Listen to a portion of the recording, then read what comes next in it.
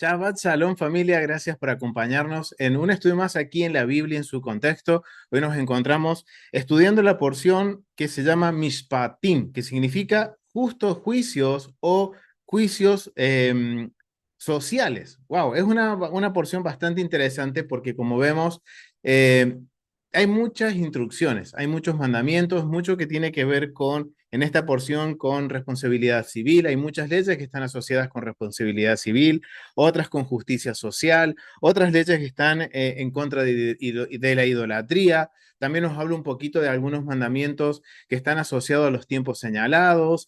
En cuanto a la alimentación, también se nos da algunas instrucciones. Es bien interesante esta porción porque, como vemos, recuerden que venimos de la porción anterior, que es la porción Yetro, en donde Yetro le da un consejo a Moisés. No solo eso, tenemos en esa porción también la manifestación del Eterno en el monte Sinaí, sí, en el monte Sinaí, en donde vemos que el Eterno da sus 10 palabras. Ahora, esta porción, de acuerdo a los sabios de Israel, la tenemos que considerar como la continuación de la porción Yetro. Esto es bien interesante porque vemos que hay muchos mandamientos. En esta porción hay muchos mandamientos.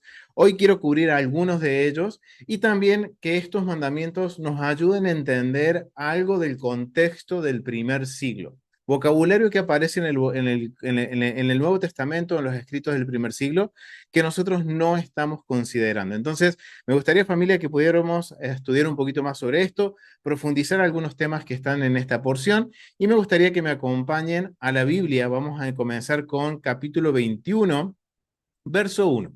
Vamos a ir al capítulo 21, verso 1. Ahí comparto pantalla, familia. Ahora sí.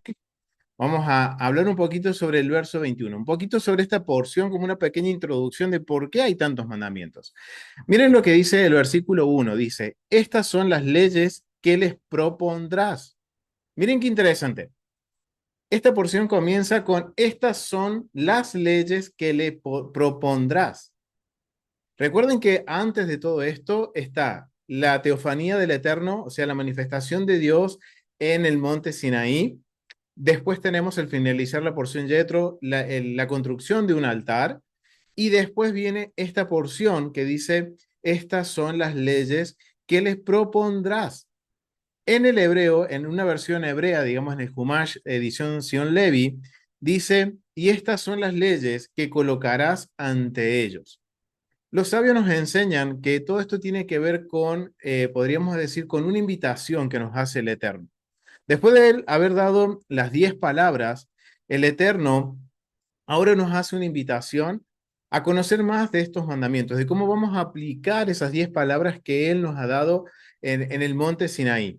Esas palabras que escuchamos como pueblo y que después nosotros como pueblo que le tememos al Eterno, dijimos, Moisés, ve tú, habla con él, porque de cierto, si nosotros seguimos escuchando, moriremos. Entonces, ahora el Eterno nos extiende esta invitación, por eso dice en el Humash, dice edición Sion Levi, la traducción es, eh, colocarás ante ellos, estas leyes las colocarás ante ellos, y en la versión en español, propondrás. O sea, quiere decir que el Eterno no nos obliga a seguir estas leyes. Ahora, queda en nosotros la decisión de decir, ok, si voy a seguir al Dios de Abraham, Isaac y Jacob, entonces Él me hace esta invitación a que yo sea parte y sea parte de una transformación social, porque cuando nosotros leemos todos estos mandamientos, toda esta porción, y la comparamos con el contexto cultural del antiguo Medio Oriente, nos damos cuenta que la verdad se marca un precedente cultural muy grande. La sociedad de las naciones son injustas, corruptas, mientras que la sociedad del Dios de Abraham, Isaac y Jacob, la sociedad que Dios establece a través de Israel, es una sociedad justa, una sociedad que guarda a la viuda, al huérfano, al necesitado, al extranjero, cuida la tierra, cuida a los animales. Es podemos decir, una unión entre los hermanos de convenio y entre todos nos cuidamos. Y esa es la invitación que Dios nos hace. Pero me gustaría compartirles algo interesante que encontré con respecto a lo que comentan los sabios sobre esta porción, sobre esta primera parte que empieza hablando sobre leyes que pondrás, que colocarás ante ellos, les dice Moisés. Estas leyes las pondrás delante de nosotros. Ahora nosotros, cuando tengamos estas leyes adelante nuestro, tenemos que tomar una decisión. Si vamos a tomar el camino de la bendición o de la maldición. ¿Vamos a escoger vivir o vamos a escoger morir? Ya es una cuestión personal de cada uno, familia. Pero quiero compartirles esto. Voy a compartir aquí pantalla. Y vamos a ver lo que dice. Miren, les voy a compartir algunos comentarios. Estos provienen también de la edición Sion Levi, algunos comentaristas clásicos como Rashi y Rambam sobre esta porción. Miren lo que dice. Y estas son las leyes. La conjunción y apunta a una conexión entre este capítulo y el anterior. O sea, quiere decir que estas son las leyes, los sabios entienden que, ok, esto no lo podemos leer si primero no leemos la porción anterior. Viene a continuación de los capítulos anteriores, que es la entrega de los 10 mandamientos, que describió los 10 mandamientos y el altar. Así como esos mandamientos fueron entregados en el Sinaí, los mismos podemos decir de estos. Asimismo, el Sanedrín, miren qué interesante lo que dice Rashi. Asimismo, el Sanedrín y el templo deben estar situados de forma conjunta. Ok, eso me sorprendió bastante lo que establece Rashi, como esta conexión entre los 10 mandamientos, estas leyes que está dando aquí en la porción Mishpatim, y dice, y que en el medio está el altar, entre los 10 mandamientos y esta porción está el altar, y acá hay una conexión que hace de los jueces con el templo y dice, deben estar situados en forma contigua. Si nosotros recordamos un poquito cuando hemos hablado del templo, sabemos que hay una corte dentro del templo, muy pegada al altar. Y Rashi hace este comentario. ¿Y por qué? Porque si vemos nosotros, muchos de estos mandamientos que hoy se expresan en la porción Mishpatim tienen como un condicionante que el pueblo va a tener que ir y dirigirse a los jueces para que, por ejemplo, si alguien que roba, ok, ¿quiénes van a dar la sentencia? Los jueces. Si hay un accidente, ¿quién da la sentencia? Los jueces. O sea, siempre van a estar en el orden social, va a haber una participación activa de los jueces, para que haya una justicia social, que haya una justicia de responsabilidad civil, para que todo esto, la sociedad israelita funcione de forma justa, tiene que intervenir ¿quién? Los jueces. Ahora entendemos por qué Rashi dice en su comentario, aclara que conectando la porción anterior, el altar y esta porción con estas leyes, dice, ok, entiende que el Sanedrín tiene que estar contiguo al templo. Algo bien interesante. Vamos a leer otros comentarios con respecto a esto, porque esto nos tiene nos tiene que ayudar a entender algo que está sucediendo en el Nuevo Testamento que muchas veces mal entendemos. Miren, dice, colocarás ante ellos. Se le ordenó a Moshe que enseñare no solamente las leyes, sino también sus principios y su lógica subyacente, para que el pueblo los entendiera a cabalidad y pudiera aplicarlos correctamente cuando surgieran la necesidad.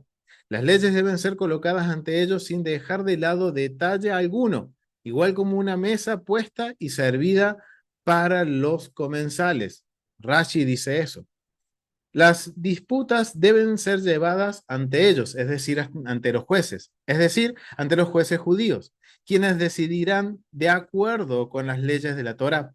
Si los judíos llevan sus pretensiones a un tribunal no judío, incluso si sus leyes son las mismas en determinadas instancias, esto constituye una profanación del nombre de Dios, pues equivale a declarar en público que el sistema judicial de ellos es superior al de la Torá, dice Rashi. Miren qué interesante. Siempre y cuando que hablemos que haya una teocracia.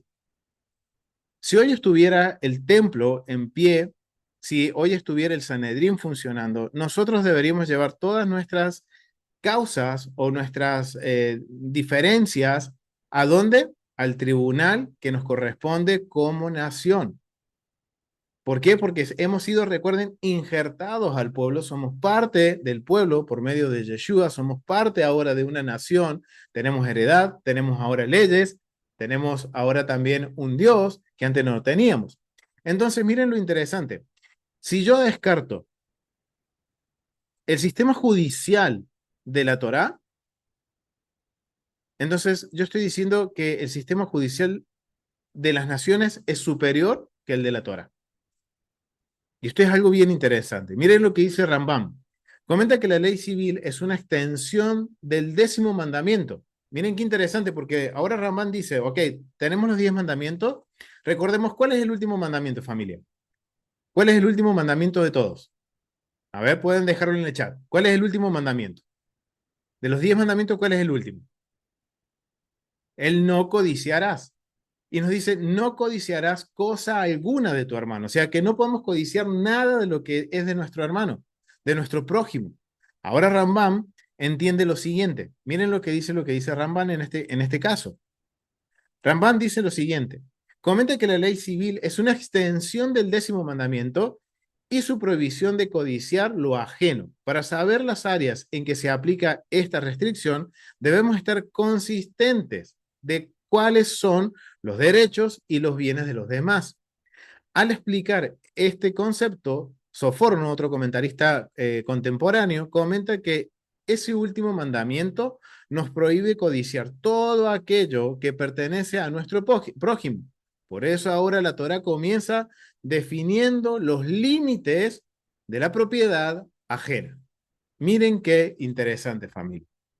Miren qué interesante cómo ahora vemos como todos los sabios están conectando la porción anterior, esta porción con el altar, el templo, los jueces, y que tenemos que prestar atención a este tema de lo que es el sistema judicial. ¿Por qué? Porque como dice Rashi, me llamó mucho la atención lo que él dice.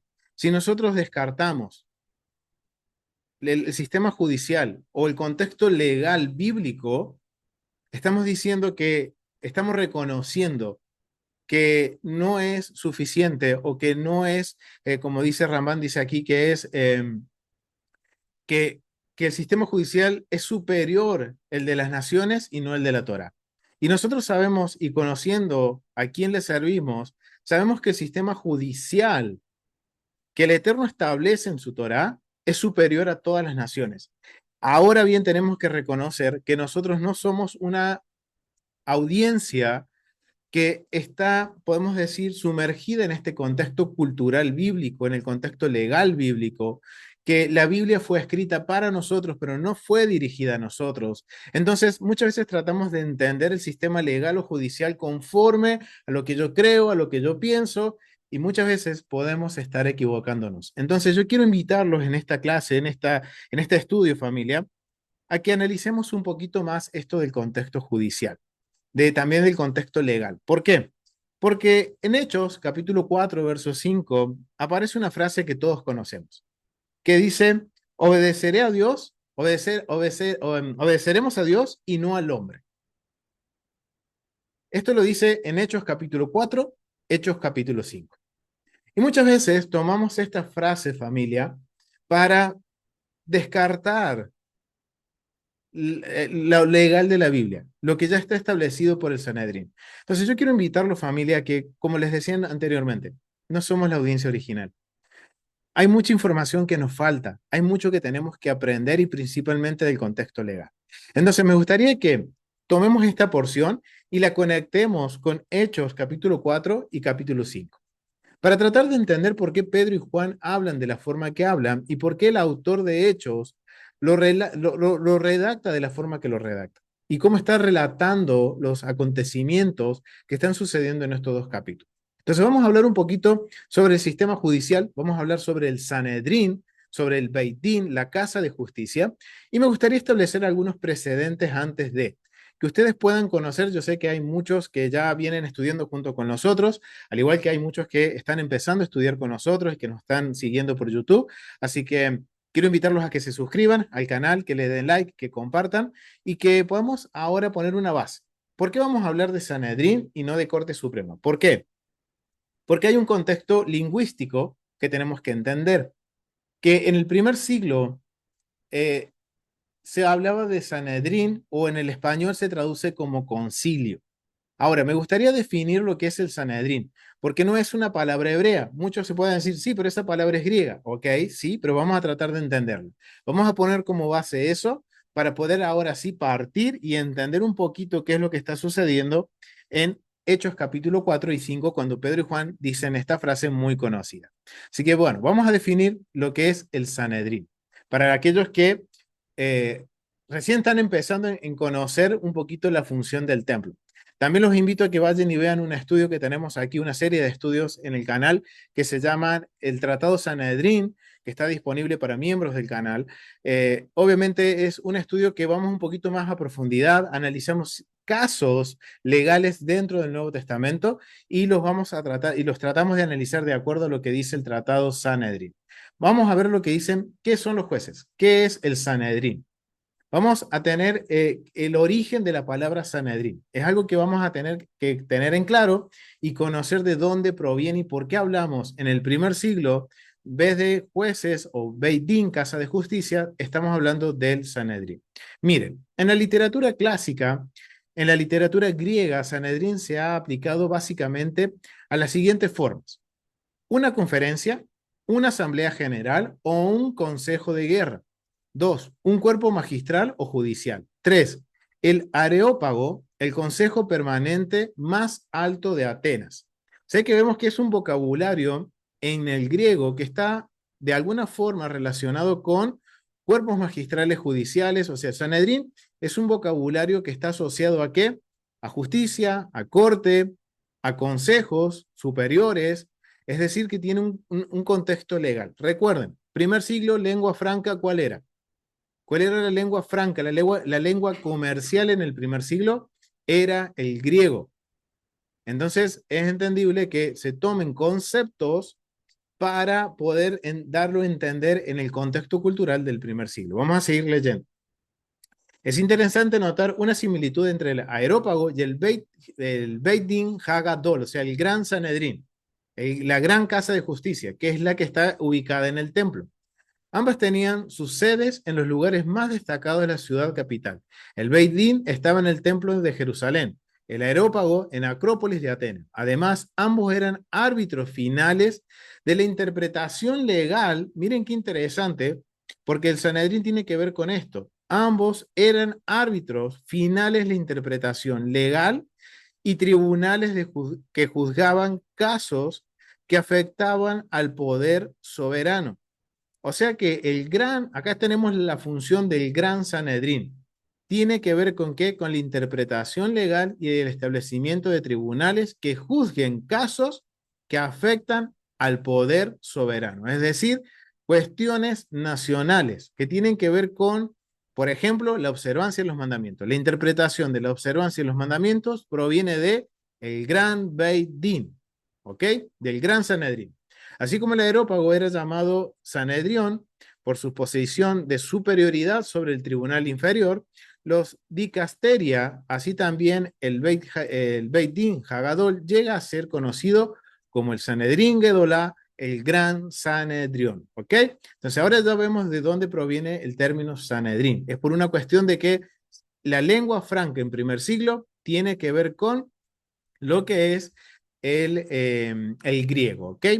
En otros escritos, como por ejemplo en los papiros de Egipto, algunos papiros de Egipto del Imperio Ptolomaico, dice lo siguiente: el hecho de que Sanedrión se refiere a tribunales permanentes y no meramente temporales, u ocasionalmente, se evidencian en los papiros de la era ptolomaica del año 320 al 330 antes de la era común.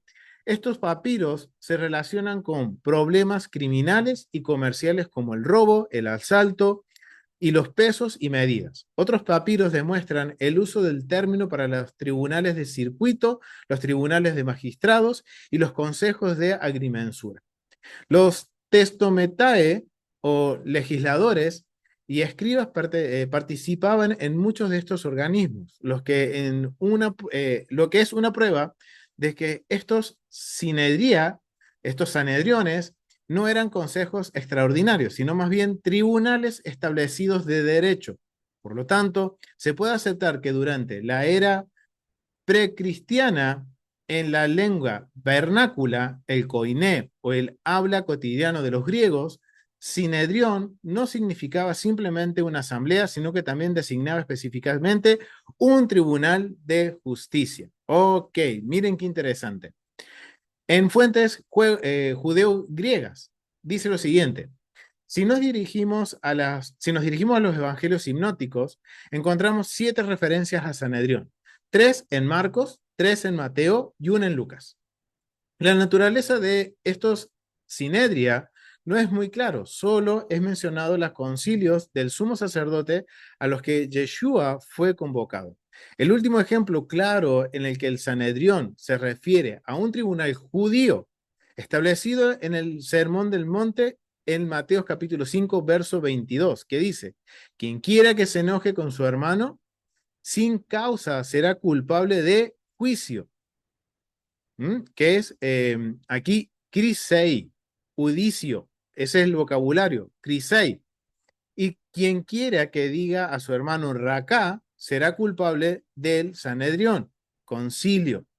Ok, acá estamos viendo que Yeshua está dejándonos claro que en el primer siglo existía algo que era el Sanedrión, el concilio, que tiene que ver con esto de culpabilidad de lo que es, podemos decir, tribunales de justicia, ¿ok? Entonces quiere decir Yeshua que si uno habla mal de su hermano, perdón, porque dice en Mateo 5:22, dice, porque yo os digo que cualquiera que se enoje contra su hermano será culpable de juicio. Y cualquiera que diga necio, racá, o sea, es como, racá es como una palabra, podríamos decir, despectiva de su hermano, a su hermano, será culpable ante el concilio. O sea, alguien que desprecia a su prójimo va a tener que compadecer delante del Sanedrín, dice Yeshua. Y cualquiera que le diga fatuo quedará expuesto al infierno de fuego. O sea que fauto es una palabra mucho más, podemos decir, más fuerte, es como un insulto y tiene que ver algo también con lo que vamos a hablar de los mandamientos de esta semana, familia, porque tenemos esto de hablar mal de alguien o de maldecir a alguien. De un converso, acá dice mi esposa de un converso, sí, se habla de un converso, entonces, tengo que tener mucho cuidado y Yeshua no está descartando la función del Sanedrín. ¿Cuántos se han percatado de esto? ¿Ah?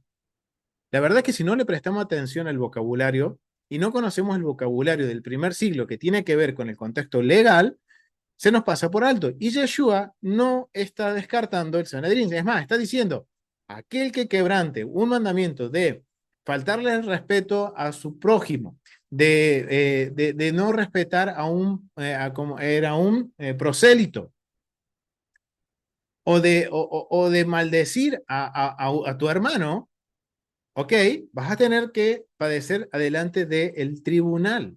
Miren qué interesante. Sin duda, Crisei y Sanedrión se usan armoniosamente. Así también en Marcos capítulo 13, verso 9 y Mateo 10, 17, se pueden reconocer tribunales establecidos. Os entregarán al Sanedrión y en la sinagoga seréis azotados. Ok, miren qué interesante.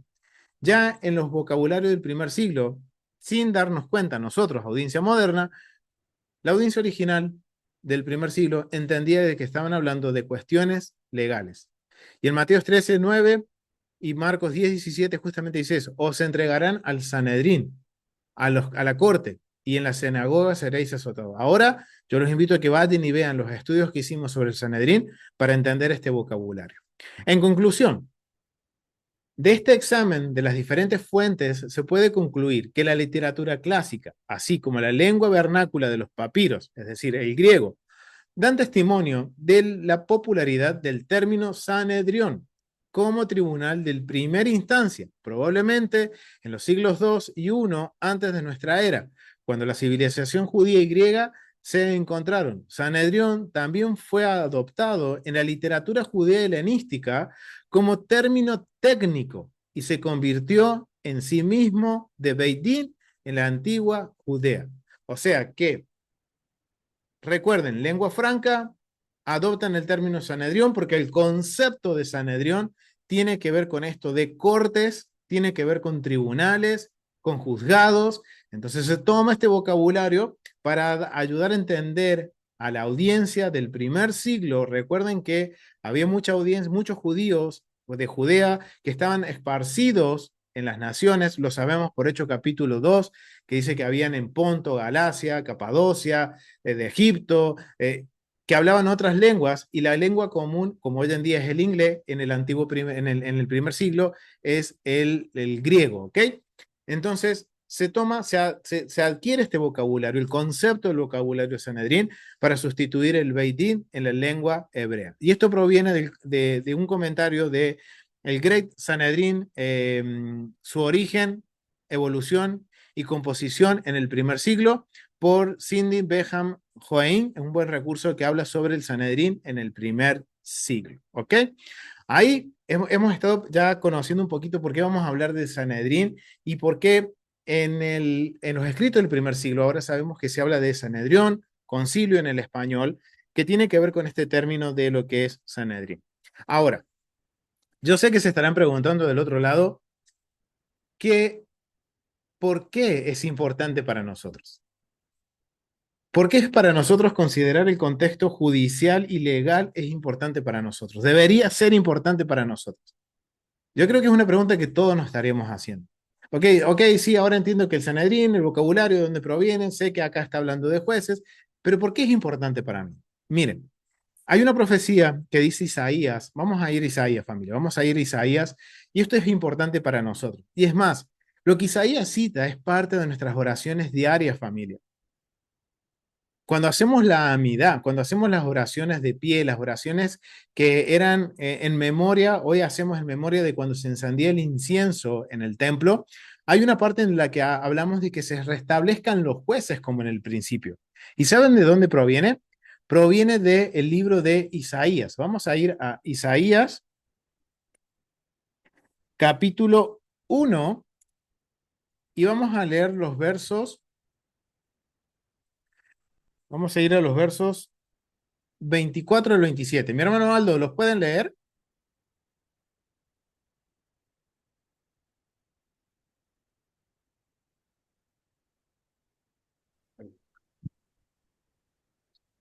Shabbat Shalom.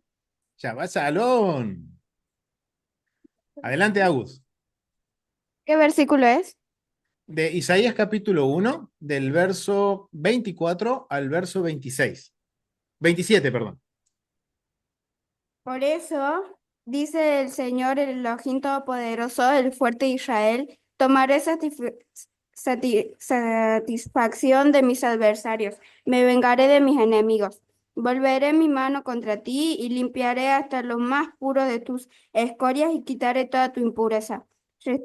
Restituiré tus jueces como al principio y tus consejeros como eran antes. Entonces te llamarán ciudad de justicia, ciudad fiel. Sión será rescatada con justicias y sus conversos con rectitud. Amén. Gracias, Agus. Muchísimas gracias, Agus. Miren qué interesante. ¿Por qué es importante para nosotros? Escatológicamente, hablando proféticamente, en el futuro, dice el Eterno, restauraré tus jueces como en el principio. Ahora yo les pregunto, familia, ¿sabemos lo que consiste en que los jueces sean establecidos como en el principio?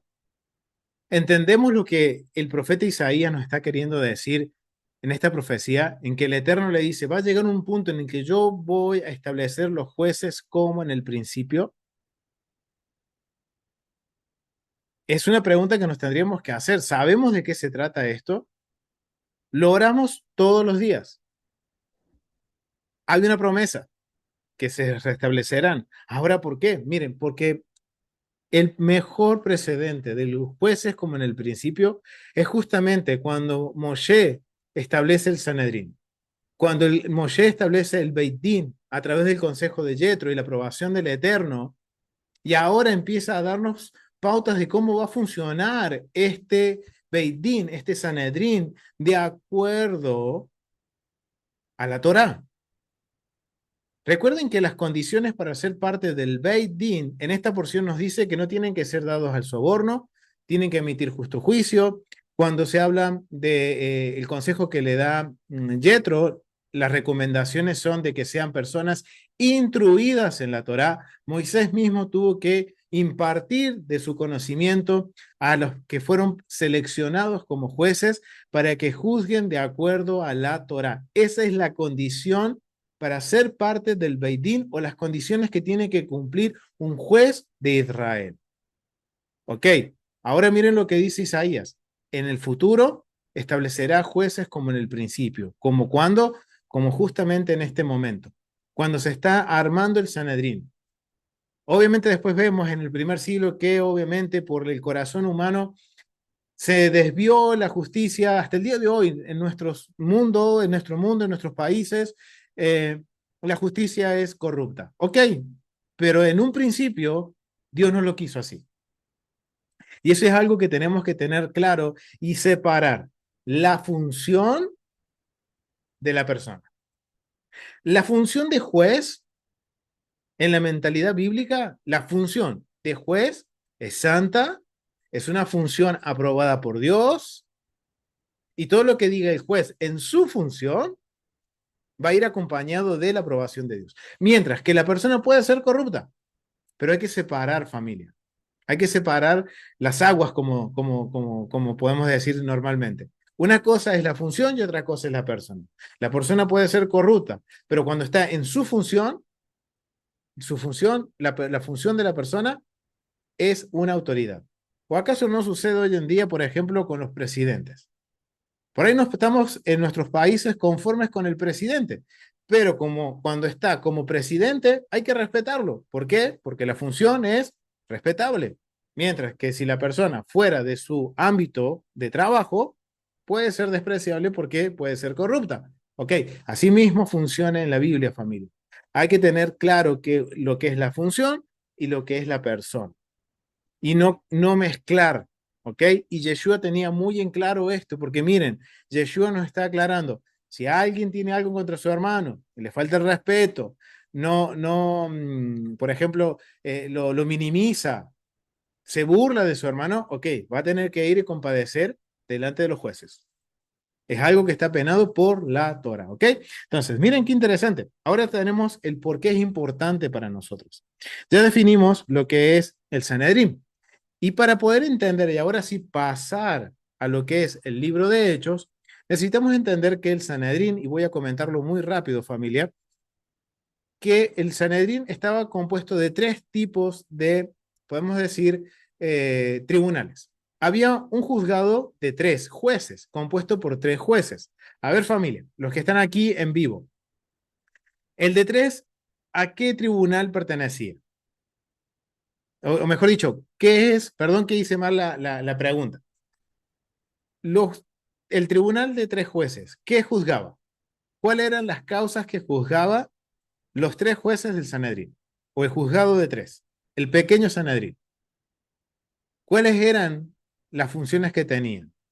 Muy bien, comercial. Eran juicios comerciales. Entonces, miren qué interesante. Cuando lean esta porción nuevamente, tengan en mente esto. Cuando hablemos de comerciales, eran por tres jueces. Acá también dicen casos personales, familias, casos leves. Exactamente, tienen cuestiones comerciales. Ahora, después había un Sanedrín compuesto por 23 jueces. Ese Sanedrín de 23 jueces, ¿qué casos juzgaba? A ver, familia. El de 3, sí, casos comerciales, casos leves, casos de familia. Ahora el de 23, ¿qué sentenciaba? Casos criminales, pena capital. Todo aquel que tenía que ver con la pena de muerte. Todo transgresión que se pagaba con la muerte tenía que pasar por lo que es el juzgado de 23. Y después estaba el gran Sanedrín, el gran Beit Din, que estaba compuesto por 71 jueces, los cuales eran 23 príncipes de Israel, 23 levitas, 23 sacerdotes, un presidente y y un vicepresidente. O sea, tenemos 71 jueces. Ahora, este gran Sanedrín, de los 71 jueces que estaba dentro del templo, ¿qué causa juzgaba? ¿Qué es lo que tenía que juzgar? A ver, familia, ¿cuáles eran? Acá dicen casos complejos que no podían ser resueltos con niveles inferiores. Ok, sí, casos complejos, pero ¿cuáles eran estos casos complejos? Acá dice mi esposa casos nacionales. que atentaban con muy bien, aquí estaban diciendo, también como dice mi esposa, que atentaban contra la seguridad nacional, guerra, idolatría, la halajá, la interpretación de los mandamientos. Muy bien, gracias mi hermano. Con la halajá. O sea, miren, el gran Sanedrín, el que muchas veces nos oponemos, su función era tomar decisiones con respecto al servicio del templo, con respecto a la, podemos decir, infraestructura del templo. Si había que hacer una modificación en el templo, quien tomaba la decisión o quien la aprobaba era el Gran Sanedrín. Tiene que ver con cuestiones de guerra. Si el rey quería ir a una guerra que no estaba establecida en la Torá, tenía que ir primero a los jueces. Casos de seguridad nacional, como que, por ejemplo, se levantara un falso profeta, se levantaran idólatras o una ciudad se convirtiera en la idolatría, era juzgada por el Sanedrín de 71. Y no solo eso, también la declaración, muy bien mi hermano, de declaración de la luna nueva. Miren, todo eso sucedía en el D71 y principalmente la halajá, la interpretación del mandamiento. Eso significa halajá, la interpretación del mandamiento. ¿Cómo poner por obra el mandamiento? ¿De dónde provenía la interpretación? Provenía del gran Sanedrín. Y también estaban pendientes de todo esto que tenía que ver con idolatría, de falsos profetas, de que falsas doctrinas, todo eso era juzgado por el gran Sanedrín. Entonces, ahora yo los invito a que cuando leamos nuevamente la porción Mishpatim, ahora tengamos en cuenta cuando se hable de alguna causa judicial, ok, a ver, ¿es menor, mayor, es comercial, es de pena capital o es de violación de derechos nacionales o podemos decir de casos nacional, un caso de seguridad nacional? Ok, que ustedes puedan hacer este ejercicio familia para familiarizarse con el término, de conocer cuáles son los tribunales que competen a cada una de las sentencias o de los mandamientos que tienen que ver con interpretación judicial, ¿ok? Así que yo les invito a que hagan eso como tarea. Obviamente pueden hacerlo en la semana o para el próximo, para el próximo ciclo, porque bueno, ya estamos casi terminando Shabbat, ¿ok? Entonces, ya tenemos en mente, ya tenemos una introducción del por qué es necesario que prestemos atención a este tema de lo que es la Corte Suprema, el Sanedrín. Ya ahora tenemos en cuenta cómo trabajaba, qué juzgaba cada uno de los Sanedrines, el por qué es importante para nosotros. Y no solo eso, sino también algo que me llamó la atención, los sabios nos enseñan que un juez justo es socio de la creación, mientras que un juez injusto se convierte en un destructor del mundo de Dios. Ahora miren la responsabilidad que tiene un juez. Si ahora nosotros esto lo traemos a Torah primera persona, nos enseñaría a no sentarnos en la silla de juez tan rápido, de juzgar tan rápido. Es algo interesante.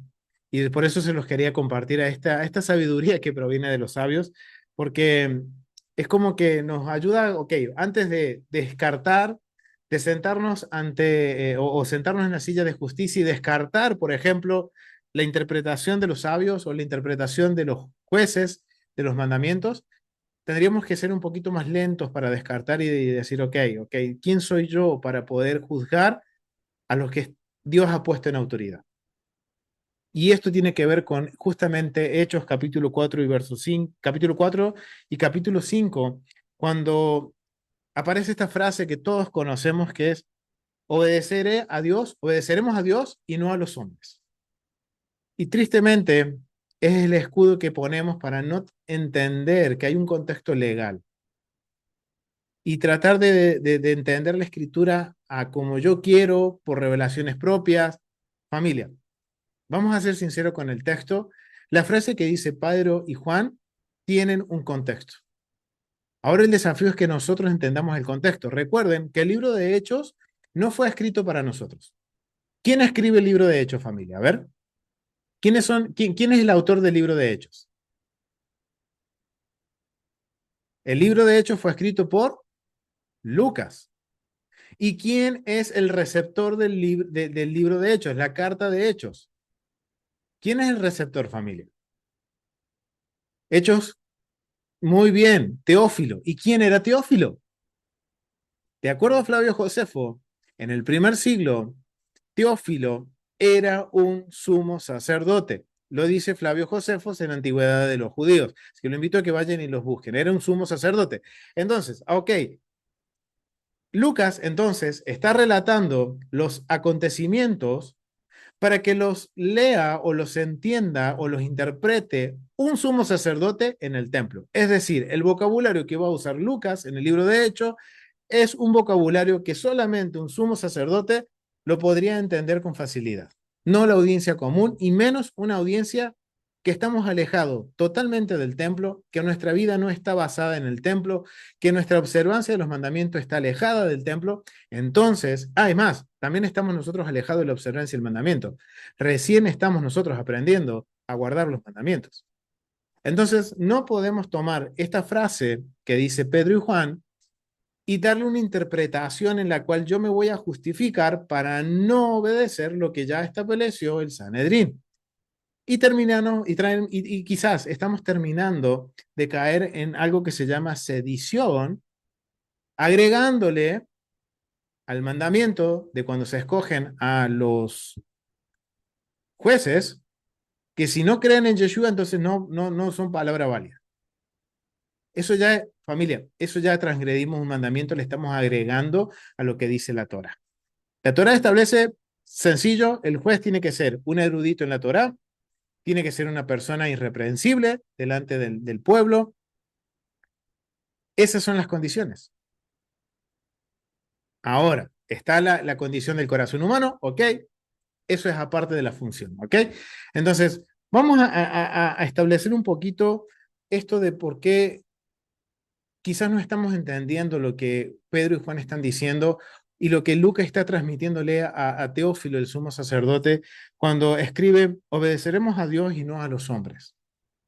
Porque si Pedro y Juan estuvieran hablando de la forma que nosotros estamos entendiendo esta frase, de que nosotros no vamos a acatar la sentencia de los jueces, vamos a hacer lo que Dios dice y no lo que el hombre dice, en cuanto a lo judicial, porque si leemos el capítulo 4 y capítulo 5, está muy involucrado en el contexto el concilio. Es una palabra que aparece mucho en el capítulo 4 y capítulo 5. Y dice que Pedro y Juan fueron llevados delante del concilio. Si Pedro y Juan estuvieran diciendo no vamos a obedecer lo que los jueces dicen, ellos estarían transgrediendo los mandamientos. Y eso ya sería una pena grave. ¿Por qué? ¿Cuáles son los mandamientos? Miren, vamos a ir a Éxodo, capítulo 22. Vamos a ir a Éxodo capítulo 22. Éxodo capítulo 22, verso 28. Miren lo que dice. No injuriarás a los jueces, ni maldecirás al príncipe de tu pueblo. Interesante esto. Mandamiento 69. Es el mandamiento prohibitivo 38, que es Éxodo capítulo 22, verso 28. Esencia del mandamiento. Está prohibido maldecir a los jueces o cualquier persona de autoridad como un rab. Las leyes. Las siguientes tres prohibiciones y mandamientos del 231, también esto está conectado al mandamiento 231, que los invito a que lo busquen, son aplicables solo si el individuo realmente usa el nombre de Hashem en la maldición. Si una persona maldice a un juez, es culpable de dos violaciones, lo antes mencionado y lo del mandamiento 231. Uno incurre en el castigo de latigazo solo si usa el nombre de Hashem en la maldición. Después de haber sido advertido en presencia de dos testigos, uno transgrede esta prohibición, ya sea que maldiga con Leshon HaKodesh, o sea, con el hebreo, ese sería con palabra santa, o con cualquier otro idioma. Perspectiva del mandamiento. Este mandamiento tiene como objetivo ayudar a los jueces a alcanzar un veredicto verdadero e imparcial, liberándolos de cualquier temor a las personas en juicio o sus maldiciones. Ok, si Pedro y Juan, ellos dicen, o sea, obedeceremos a Dios y no al hombre, si ellos lo hubieran dicho en el sentido de ir en contra de la interpretación o de la sentencia que le dan los jueces, ellos estarían quebrantando este mandamiento estarían quebrantando también el mandamiento. Vamos a ver el mandamiento aquí, el mandamiento 71, que es el verso 28, que dice, está prohibido maldecir a cualquiera que sea un líder gobernante sobre el col Israel, sobre el pueblo Israel, y dice, incluido en esta categoría estaría un rey, un nazi, que es un presidente del Sanedrín, y el jefe del Gran Sanedrín. O sea, el presidente y el vicepresidente. Perspectiva, es imposible que una nación o comunidad sobreviva sin nombrar a un líder sobre sí mismo, cuyas directivas deben ser obedecidas por todos. Esto es así, dado que los puntos de vista de las personas difieren entre sí, y para evitar confusión es imperativo que todos estén unidos bajo un líder. Por lo tanto, se nos ordena a no tomar el honor de un rey o gobernante a la ligera, para evitar conflictos internos y vivir armoniosamente bajo una sola regla. Ok, si Pedro y Juan hubieran tenido, perdón, Pedro y Juan tuvieran este sentido de decir esta frase porque querían ellos demostrar que estaban en contra de la sentencia, ellos hubieran también ido en contra de este mandamiento. Y no solo en contra de este, vamos a Deuteronomio, porque miren qué interesante, estas son las bases, familia, que nos tienen que hacer pensar, ¿realmente Pedro y Juan lo estaban diciendo con ese sentido? ¿O cuál era el sentido? Vamos a Deuteronomio capítulo 17, verso 8 al verso 13. Mi hermano Aldo, o Agus, o Wada, que lo puedan leer.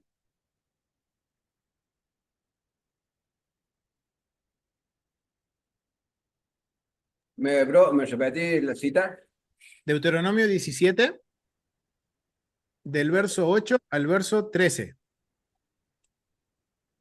Dice, cuando alguna cosa se te fuera difícil en el juicio, entre una clase de homicidio y otra, en una clase de derecho legal y otra, entre clase de herida y otra, en negocio de litigio entre ciudades, entonces te levantarás y recurrirás al lugar que Adonai tu Elohim escogiere, y vendrás a los sacerdotes levitas y al juez que hubiere en aquellos días, y preguntarás, y ellos te enseñarán la sentencia del juicio, y harás según la sentencia que te indiquen los del lugar que Adonai escogiere, y cuidarás de hacer según todo lo que te manifiesten, según la ley que te enseñen, y según el juicio que te digan, harás.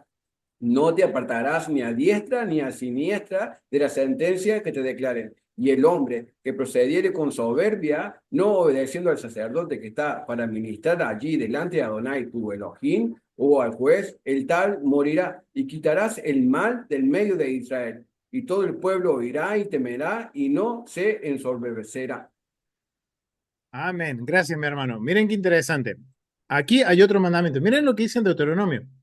Nos está diciendo que todas las causas tienen que ser juzgadas por los jueces, el Sanedrín. Y que nosotros tenemos que, y miren lo que dice el verso 10, y harás según la sentencia que te indiquen los del lugar que Adonai escogiere, y cuidarás de hacer según todo lo que te manifiesten. Y esto es un mandamiento, familia. Es el mandamiento 495, que dice, la esencia del mandamiento es un mismo escuchar la palabra del gran Beit Din, quien interpreta el Beit Din también la halajá, la interpretación del mandamiento, de cómo aplicar el mandamiento. Dice, es un misbot, es un mandamiento, escuchar las palabras del gran Beit Din en todos los asuntos religiosos y de halajá, de interpretación, incluso si dicen que la derecha es izquierda o la izquierda es derecha. Perspectiva. Hashem nos ordena someternos a la absoluta autoridad de los líderes de la Torah de cada generación para preservar la unidad de la Torah.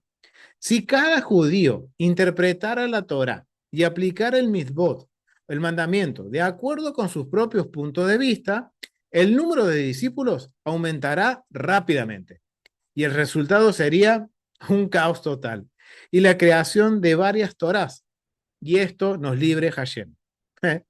Esto es interesante, familia. Ahora entendemos por qué muy probablemente no estamos comprendiendo lo que está diciendo Pedro y Juan cuando él dice obedeceremos a Dios y no a los hombres, porque ellos estarían en contra de estos mandamientos. Es más, tenemos una evidencia de, por ejemplo, cuando Pablo, él fue en contra del sumo sacerdote Y justamente en Hechos, capítulo 23, del verso 4 al 5, vamos a tener esto, que Pablo estuvo delante del concilio. Es más, lo vamos a leer, vamos a ir a Hechos. Miren, porque tenemos otra evidencia, como para comparar, familia, realmente lo que está sucediendo con Pedro y Juan. Acá vamos a tener otro ejemplo que es Pablo. Y Pablo, miren lo que sucede en Hechos. Vamos a ir a Hechos. Hermano Aldo, cuando lo tengas, vamos a ir a Hechos, capítulo 23, y vamos a leer del verso 1 al 8, mi hermano, para mayor contexto. Amén. Del 1 al 8. Sí, señor. Entonces, Pablo, mirando fijamente el concilio, dijo: varones hermanos, yo con toda conciencia he vivido delante de Dios hasta el día de hoy. El sumo sacerdote Ananías ordenó entonces a los que estaban junto a él que le golpearan en la boca. Entonces Pablo le dijo: Dios te golpeará a ti, pared blanqueada. ¿Estás tú sentado para juzgarme conforme a la ley y quebrantando la ley que me mandas a golpear? Los que estaban presentes dijeron: ¿al sumo sacerdote de Dios injurias? Pablo dijo: no sabía, hermano, que era el sumo sacerdote, pues escrito está: no maldecirás a un príncipe de tu pueblo. Entonces Pablo, notando que una parte era de saduceos y otra de fariseos, alzó la voz en el concilio: varones hermanos, yo soy fariseo, hijo de fariseo, acerca de la esperanza de la resurrección de los muertos, se me juzga. Cuando dijo esto, se produjo disensión entre los fariseos y los saduceos, y la asamblea se dividió, porque los saduceos dicen que no hay resurrección, ni ángeles, ni espíritus, pero los fariseos afirman estas cosas. Amén. Gracias, mi hermano. ¿Por qué leímos todo casi gran parte del contexto de lo que pasa con Pablo? Porque si Pedro y Juan estuvieran haciendo lo que nosotros creemos que están diciendo, ellos estarían haciendo algo parecido a lo que hizo Pablo. Y Pablo, miren, él sí desafió al concilio, porque miren que dice aquí, él estaba en el concilio y es la palabra Sanedrión, concilio. Ok, interesante. Y él no sabía que estaba al frente del sumo sacerdote. Entonces, Pablo, obviamente, él está haciendo como una apelación al juicio que le están haciendo. O sea, él está apelando a la sentencia que dio en este caso un juez delante de él, pero él no sabía que era el sumo sacerdote. Entonces, él usa un vocabulario que falta el respeto, que es pared blanqueada. Entonces, los que están ahí le dicen: ok, estás injuriando al sumo sacerdote. Y Pablo dice: no lo sabía. ¿Por qué? Y está citando, miren, está citando el capítulo 22, verso 28. No maldecirás a un príncipe de tu pueblo. Ahora, tengan en cuenta un vocabulario que está usando Pablo, que nos va a ayudar a entender qué es lo que acontece en Hechos capítulo 5 principalmente, cuando Pedro y Juan están ante el concilio. Porque miren lo que dice aquí. Dice que Pablo, notando que parte de la audiencia era saducea y otra era farisea. Ok, y esto es parte del contexto de los escritos del primer siglo, contexto social. Tengan en cuenta eso. ¿Cuál es la diferencia entre los saduceos y los fariseos? ¿En qué se diferencian? ¿Por qué? Porque este vocabulario va a aparecer en Hechos capítulo 5. Y esto hay que tenerlo en cuenta para poder entender el por qué Pedro y Juan dicen: obedeceremos a Dios y no a los hombres. Recuerden que parte de que la audiencia original del primer siglo, gran parte era farisea y otra parte era saducea. Los saduceos no creían en la resurrección, exactamente, no creían en los ángeles, mientras que los fariseos creían en la resurrección, en los ángeles, y aquí mismo en el libro de Hechos lo aclara, y miren, es Lucas aclarándoselo a un sumo sacerdote en el templo. ¿Ok? Entonces es bien interesante esto. Considerando esto, entonces, la pregunta sería: Pedro y Juan están haciendo alusión a que no hay que obedecer la sentencia de los jueces, ¿o qué están queriendo insinuar con esa frase? ¿Qué es lo que Teófilo estaría entendiendo? Muy buena pregunta, hermana. ¿Teófilo era saduceo o fariseo? Algo a investigar, familia, que la verdad yo no lo sé, yo sé que es sumo sacerdote porque lo dice Flavio Josefo, pero no establece a qué lado se inclinaba, si era fariseo o saduceo. No lo sabemos, pero es interesante esa pregunta porque entonces eso, cuando Pedro y Juan dicen esta frase, tendría algo, un valor muy significativo en el receptor de la carta de Hechos, en Teófilo. Sería interesante. Gracias por esa pregunta, mi hermana, y es algo que vamos a investigar, si Teófilo era un fariseo o era un saduceo, porque eso también es parte del contexto de la carta, familia. Recuerden, el contexto literal de la literatura, el contexto de la narración, de conocer quién es el emisario, el receptor, cuáles son sus inclinaciones en cuanto a, en este caso, política, o en este caso si era fariseo o saduceo, es algo bastante interesante. Acá dice mi hermano, a ti no fariseo. Sería ir a investigar, no vamos a decir si era fariseo o no, sabemos que era un sumo sacerdote, ¿ok? Entonces, ahora ya teniendo esta base y entendiendo que sí, Pedro y Juan están diciendo en el sentido que nosotros decimos, que ellos están refutando la autoridad de los jueces, diciendo lo que digan los jueces no vamos a hacer porque vamos a hacer lo que Dios dice, porque Dios me lo reveló, entonces ellos estarían yendo en contra de la Torah. Y tenemos una evidencia de que Pablo algo similar le sucedió y él tuvo que corregir y decir no lo sabía, perdón, y acudió a una apelación en donde él, como buen abogado de la ley, se dio cuenta de que había más fariseos que saduceos, entonces empezó ahí su defensa, ¿ok? Ahora, ¿qué está sucediendo con Pedro y Juan? Vamos a ir entonces a Hechos capítulo 5, vamos a tomar como premisa, porque entendiendo cómo se usa en el capítulo 5, vamos a entender en cómo se usa esta frase en el capítulo 4, ¿ok? Vamos a ir a Hechos capítulo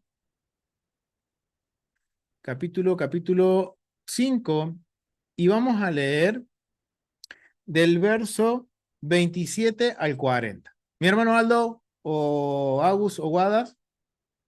Cuando los trajeron, los presentaron en el concilio, y el sumo sacerdote les preguntó diciendo, ¿no os mandamos estrictamente que no enseñéis en ese nombre? Y ahora habéis llenado Jerusalén de vuestra doctrina, y queréis echar sobre nosotros la sangre de ese hombre. Respondiendo Pedro y los apóstoles dijeron, es necesario obedecer a Dios antes que a los hombres. El Dios de nuestros padres levantó a Yeshua, a quien vosotros matasteis colgándole en un madero. A este Elohim ha exaltado con su diestra por príncipe y salvador, para dar a Israel arrepentimiento y perdón de pecados. Y nosotros somos testigos suyos de estas cosas, y también el Espíritu Santo, el cual ha dado Elohim a los que les obedecen. Ellos, oyendo esto, se enfurecían y querían matarlos. Entonces, levantándose en el concilio un fariseo llamado Gamaliel, doctor de la ley, venerado de todo el pueblo, mandó que sacasen fuera por un momento a los apóstoles. Y luego dijo, varones israelitas, mirad por vosotros lo que vais a hacer respecto a estos hombres, porque antes de estos días se levantó Teudas diciendo que era alguien. A este se unió un número como de 400 hombres, pero él fue muerto, y todos los que le obedecían fueron dispersados y reducidos a nada.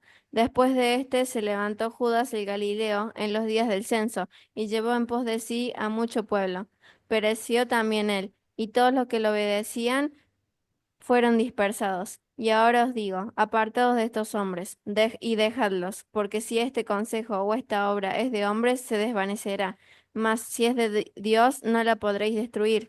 No seáis tal vez hallados luchando contra Dios. Y convinieron con él, y llamando a los apóstoles, después de azotarlos, les intimaron que no hablasen en el nombre de Yeshua, y los pusieron en libertad. Amén. Gracias, Guadis. Miren qué interesante. Miren, vamos a tomar algunos aspectos de lo que es podemos ver aquí del contexto de lo que se está narrando. Acá es bien interesante, familia. Acá hay algo bien interesante, porque dice que estaban delante del concilio. Dice en el capítulo 5, dice que fueron llevados en el verso 27 en el concilio. ¿Cuál es la palabra aquí, concilio? Sanedrión. O sea que fueron llevados al Sanedrión. Y estaba el sumo sacerdote y les preguntaba diciendo, nos mandamos, porque en el capítulo 4 hay una prohibición que hacen un grupo de los del concilio, le hacen la prohibición. Pero ahora, recuerden que en el capítulo 4 ellos reciben esta prohibición, son puestos en cárcel, Dios los libera, ellos van al templo, siguen enseñando y ahora esto llega al Gran Sanedrín. Capítulo 5, contexto del capítulo 5, tiene que ver en el Sanedrín del templo, ahora están delante de los jueces de 71. Ahora vamos a investigar cómo sabemos esto. O sea que ahora ellos fueron llevados ante el concilio de los 71, o sea, es decir, ante el gran Sanedrín los llevaron. Y aquí los está indagando el sumo sacerdote en cuanto a lo que ellos están enseñando y responden, Pedro y los apóstoles dicen, es necesario obedecer a Dios antes que los hombres. Ok, recuerden que hay que pasar por un juicio y una sentencia que se tiene que dictar. Acá datos importantes a tener en cuenta. Es esta frase y no solo esto. Dicen que ellos, oyendo esto, porque acá dice que ahora están apelando, los apóstoles están apelando y están volviendo a hablar sobre lo que sucedió con Yeshua, que se levantó de entre los muertos. O sea, están justificando el por qué están hablando el nombre de Yeshua. Y esto dice, miren qué interesante el verso 3, B33. Y ellos oyendo esto se enfurecieron y querían matarlos. ¿Ellos quién? ¿Alguna de ustedes se preguntaron quiénes eran estos ellos? Acá es una gran pregunta. ¿Quiénes son estos que se enojan y se enfurecen al escuchar de que Yeshua resucitó entre los muertos? Y dice que en el concilio aparece un fariseo llamado Gamaliel, doctor de la ley, venerado por todo el pueblo. Y mandó sacar afuera, y esto es parte del protocolo del juicio, familia, cómo trabajaba el Sanedrín. Sacaban a los que estaban acusados, los sacaban fuera, para que ahora el cuerpo judicial empiece a dirimir o empiece a discutir con respecto a cómo era la sentencia o a llegar a una conclusión de la sentencia. Y la sentencia no hablaban sobre eso frente a los culpables, en este caso podríamos decirlo, o a los acusados. Por eso los saca afuera. Y empieza a hacer una comparación aquí, Gamaliel, empieza a recordarles sobre algunos que se levantaron en el pueblo, pero la sentencia de Gamaliel es contundente. ¿Por qué es contundente la sentencia de Gamaliel? La sentencia de Gamaliel es contundente porque en el primer siglo tenemos evidencia extra bíblica en escritos como la Mishnah o el Talmud, en donde nos muestran a Gamaliel como el presidente del Sanedrín. Recuerden que en el primer siglo el Sanedrín, el sacerdocio estaba corrupto.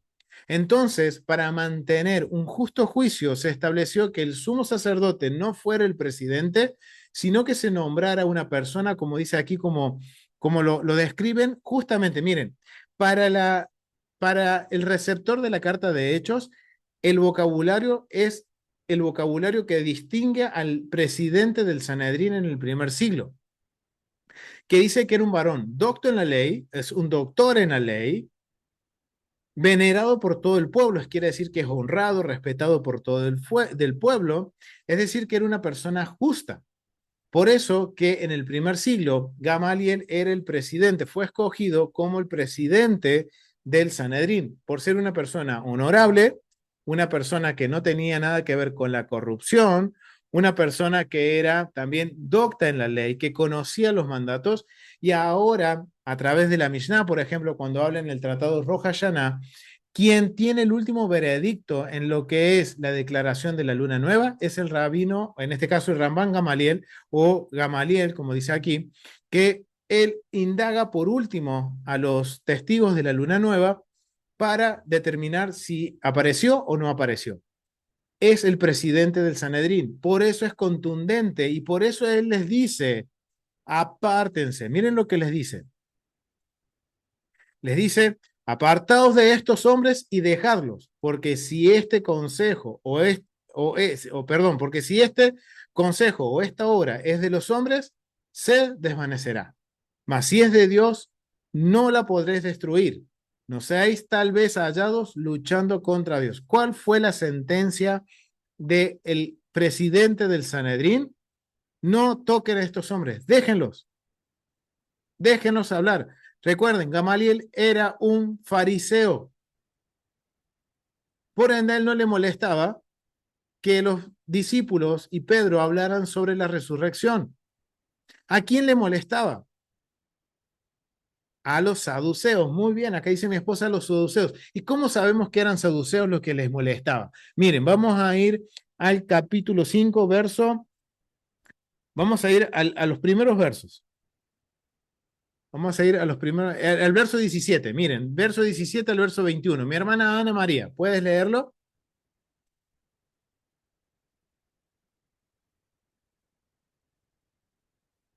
Ay, Shalom, More. Shalom, mi hermana.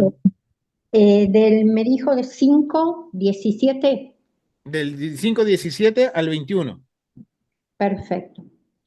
Pedro y Juan son perseguidos. Entonces, levantándose el sumo sacerdote y todos los que estaban con él, esto es, la secta de los saduceos, se llenaron de celos y echaron a mano a los apóstoles y los pusieron en la cárcel pública.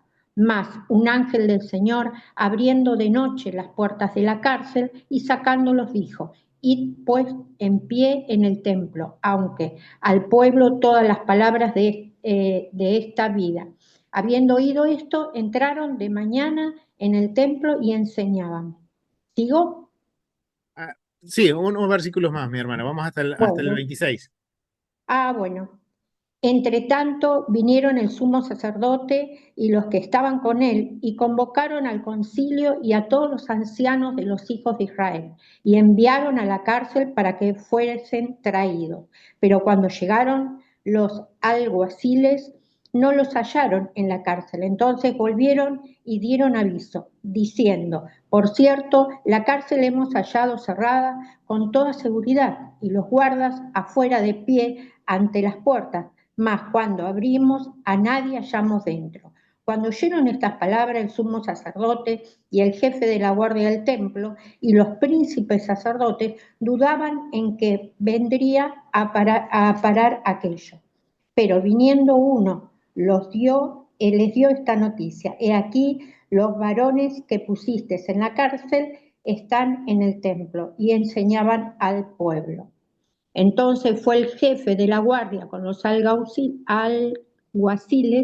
y los trajo sin violencia, porque tendrían que ser apedreados por el pueblo. Cuando los trajeron... Gracias, mi hermana. Hasta ahí, mi hermana. Perfecto. Entonces, miren entonces quiénes son, gracias, mi hermana Ana. Miren entonces quiénes son los que se enojaron. ¿Quiénes son cuando hablaron, cuando prestaron su defensa, los apóstoles y Pedro? ¿Quiénes se enojaron? Miren, clarito. Dice, entonces, levantándose el sumo sacerdote y todos los que estaban con él, esto es la secta de los saduceos. ¿A quién le molestaba que Pedro y los apóstoles enseñaran en el templo sobre la resurrección? A los saduceos. Ahora vemos que el conflicto tiene que ver con una cuestión, podríamos decir, política entre los fariseos y los saduceos, en donde vemos que los apóstoles se inclinaban más hacia los fariseos y Gamaliel, presidente del Gran Sanedrín, presidente del Gran Beit Din, el presidente de los 71 jueces, es fariseos. Por eso dice él, déjenlos en paz, porque no le molestaba que hablaran de la resurrección. Entonces, ¿quiénes se enojan? Los saduceos. Ok. Entonces, en el capítulo 4, ¿qué acontece? Acontece de que el sumo sacerdote con su séquito de saduceos no llevan a un juicio justo a Pedro y a los apóstoles y los meten a la cárcel. Dios los defiende. Miren qué interesante, lo que está es muy probablemente entendiendo Teófilo.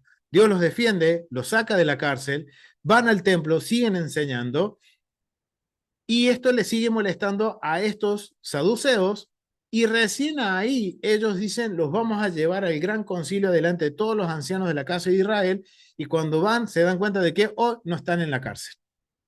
Después los llevan, ellos estaban enseñando en el templo, y ahora sabemos por qué terminan en el capítulo 5 delante del Gran Sanedrín. Y ahora el jefe del Gran Sanedrín está hablando y está dando la sentencia diciéndoles, miren, apartados de estos hombres, no los toquen, déjenlos. Pero ¿qué sucede? La maldad del corazón humano, los saduceos en su orgullo no pueden obedecer a lo que dice un fariseo, obedecen, dicen, miren lo que dice, y convinieron con él, es decir, ok, aceptamos lo que tú nos dices, pero a la vez les hicieron saber a los discípulos, a los apóstoles, de que los saduceos no estaban muy conformes porque los azotan. Es decir, fueron en contra ellos mismos de lo que el presidente del Sanedrín dijo. Entonces, Pedro y Juan están diciendo que no van a obedecer lo que Dios, lo que los hombres dicen. ¿O cuál es el sentido, familia? Esto tiene que ver un poquito con esto de los jueces, porque hay algo que, como ahora ya tenemos en claro, que Gamaliel era un fariseo y da una sentencia. Ahora sabemos que los que se enojan contra los apóstoles es un pequeño grupo que son los saduceos, que no creen en la resurrección. Y aquí hay un duelo entonces entre fariseos y saduceos. Hay un versus entre fariseos y saduceos. El problema aquí no es que prediquen a Yeshua, el problema es predicar sobre la resurrección, en donde el presidente del Gran Sanedrín dice, no los toquen, déjenlos enseñar. Y bueno, si predican el nombre de Yeshua, ok, bueno, miren, se levantaron otros predicando el nombre de otros y a la larga no llegaron a nada. Pero si esto dura, se van a encontrar luchando con Dios mismo. Ahora esto es interesante porque tenemos que entender qué es lo que en la percepción del receptor de la carta de Hechos hay en su mente con respecto al Gran Sanedrín. Porque el Gran Sanedrín, y en este caso en particular, quien está dando la sentencia es el presidente. Para que el presidente llegue a dar la sentencia, tenemos que saber que cómo funciona el Gran Sanedrín. Es un empate. Quiere decir que hay 35 que están a favor de que Pedro y los apóstoles sigan predicando y hay 35 que están en contra de que sigan predicando sobre la resurrección. Y recién ahí el presidente dice, ok, tenemos aquí un inconveniente, estamos empatados, yo desempato. Y el presidente dijo, déjenos libres. Y lo que la palabra que dice el presidente es la última sentencia. Es la sentencia que se da. Así es como funciona la Corte Suprema bíblica, la Corte Suprema que Dios establece, como debería de funcionar los jueces como en el principio. Y esto es bien interesante, porque en la audiencia original, en Teófilo, hay algo muy característico que está expresado en un salmo, en el Salmo 82. Vamos a buscar el Salmo 82. Vamos a buscar que es uno de los salmos que nosotros leemos y que se hacía en el templo en un día de la semana, en el día martes, se leía el Salmo 82, el tercer día. Yo solo voy a leer del Sidur, perdón, Corén Shalom, Shalem, perdón, sí, Corén Shalem, porque es más claro el vocabulario. En la Biblia, Reina Valera dice, va a hablar de los jueces como dioses. ¿Por qué? Porque la palabra Elohim se usa en la Biblia tanto para definir a Dios como también para hablar de jueces. Si nosotros vamos a Éxodo capítulo 22, verso 6, y buscamos la palabra jueces, es la palabra Elohim. O sea que Elohim también puede ser usado como persona de autoridad, ¿ok? Y miren lo que dice el Salmo 82, Salmo de Asaf. Dios reside en la asamblea divina, en el Sanedrín. En el seno de los jueces dicta su sentencia. ¿Hasta cuándo juzgaréis injustamente, favoreciendo a los malvados? Selah, Baruch Kevod Malhut Olam Vaed. Hacer justicia con el necesitado y el huérfano. Traer con rectitud al pobre y al desválido. Rescatar al débil y al carenciado. Salvarlos de las manos de los pérfidos, mas ellos no saben ni comprenden. Caminan por las tinieblas mientras tiemblan los cimientos de la tierra. Dije una vez, sois cual dioses, cual Elohim.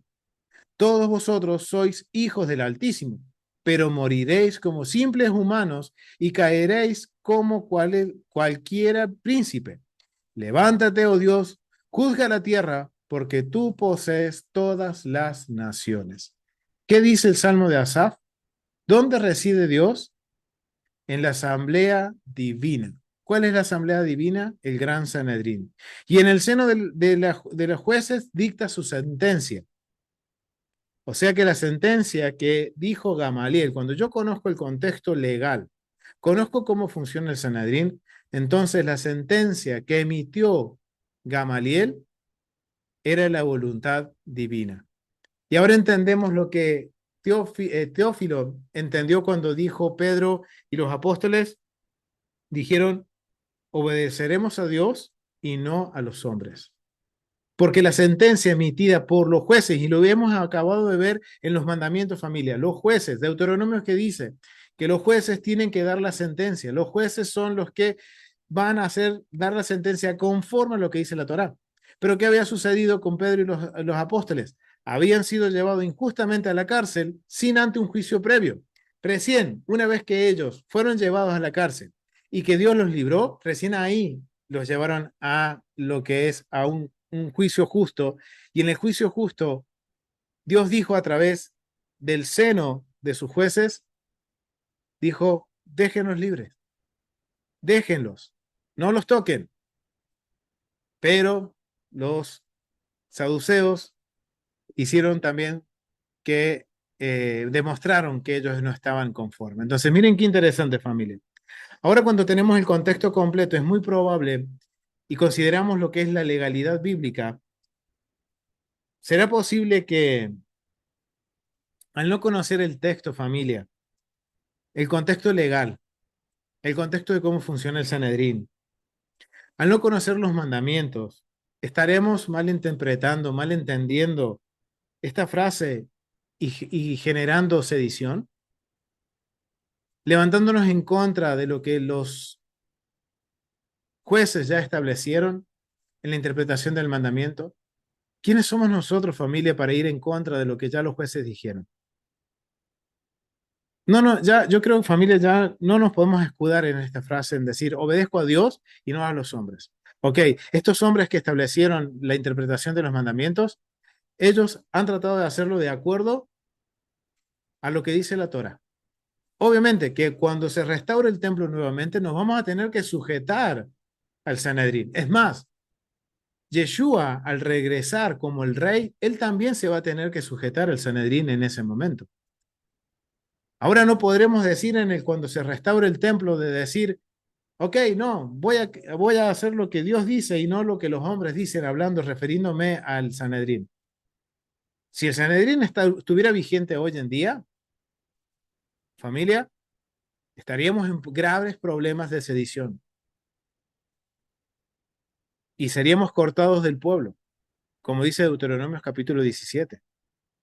Entonces yo los invito, familia, que sigamos investigando, tengamos esa humildad y ese deseo de seguir aprendiendo, familia. Porque hay cosas que no las entendemos al 100%. Hay mucho por aprender. Y como dicen los sabios, no nos sentemos en la silla de justicia tan rápido y juzguemos y descartemos lo que ya los jueces han dicho, porque estaríamos destruyendo el mundo de Dios. En cambio, si somos jueces justos y escuchamos y tratamos de entender y buscamos información y de validar, entonces estaríamos siendo socios de la creación. Algo bien interesante que lo establecen los jueces. Y ahora podemos como entender, ok, es muy probable que lo que Pedro y Juan están diciendo no es lo que nosotros creíamos, sino que tiene otro contexto. Y es el contexto diciendo, ok, nosotros vamos a obedecer lo que diga el juicio justo, la sentencia que se establezca en el juicio justo. Y por eso ellos continuaron enseñando y predicando de la resurrección y de Yeshua. Porque después, y aún más, después de esto, a pesar de que los saduceos les hicieron sentir que ellos no estaban conformes tampoco con la sentencia que dio el presidente, ellos continuaron y continuaron aún más enseñando sobre Yeshua y la resurrección, porque tenían la aprobación del presidente del Sanedrín para seguir haciéndolo. Wow, familia. Mucho por seguir aprendiendo, mucho para que podamos nosotros seguir escudriñando. Y yo los invito, familia, a que sigamos aprendiendo sobre el contexto legal, los mandamientos, el cómo funciona el Sanedrín.